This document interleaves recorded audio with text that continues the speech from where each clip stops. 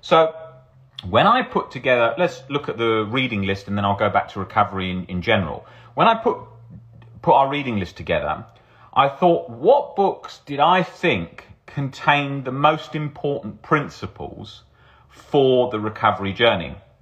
So first of all, I wanted to cover the main theory that Albert Ellis, the founder of REBT, later into sort of CBT, but much more focusing on rational and philosophy and learning to see how things are in reality, which is incredible for OCD recovery. I thought, well, one of his great books was How to Stubbornly Refuse to Make Yourself Miserable, and I thought that really targeted OCD very well, and I thought that book is a very helpful book, and although it's a bit older now, it covers most of the main points of the theory. So I thought that's a great book to get on there. Then I wanted another book that broke down the good and bad person stuff, where we get caught in that cycle all the time, because so many people get caught in that. Am I a good person? Am I a bad person? Sort of breaking down those myths completely of a good and bad person. So to do that, I looked at the book, The Myth of Self-Esteem by Albert Ellis. And I thought, right, those two Ellis books really cover the main pillars there. Okay, they're not targeted towards OCD specifically. Okay, they don't talk about bringing anxiety for the ride, changing relationship with anxiety, and all directed towards anxiety, which my book I'm hoping does.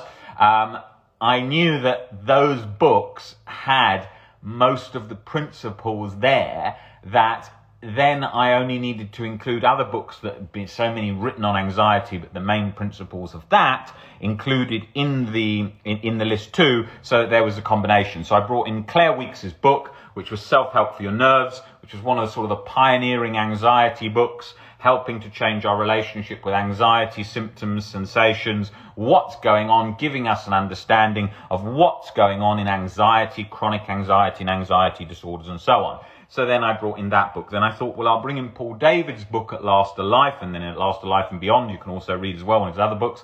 But I thought bring in that book because it covers in more modern day terms and in more depth in relation to anxiety disorders from somebody who'd suffered from generalized anxiety disorder for many years, all really reworded in much more detail. So I thought I'll include Paul David's book. Great addition to the reading list. So that's why I then added that.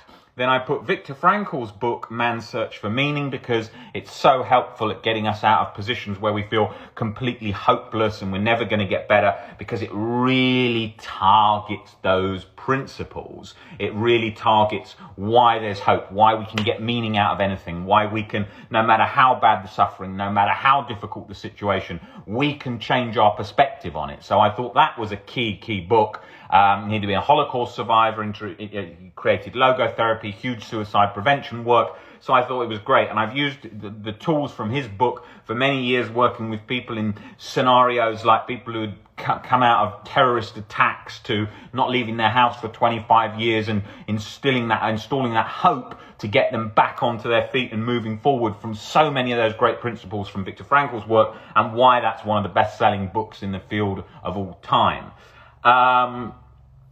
Then there's Marcus Aurelius' Meditations, incredible book for sort of laying the foundations of Stoicism and Greek-Roman philosophy, the sort of main principles that CBT and REBT was built on, coming from Greek and Roman philosophy. So it shows that and helps to demonstrate that, but is, of the books on the reading list, is the least important one, but helps just give a framework and an understanding of all of that.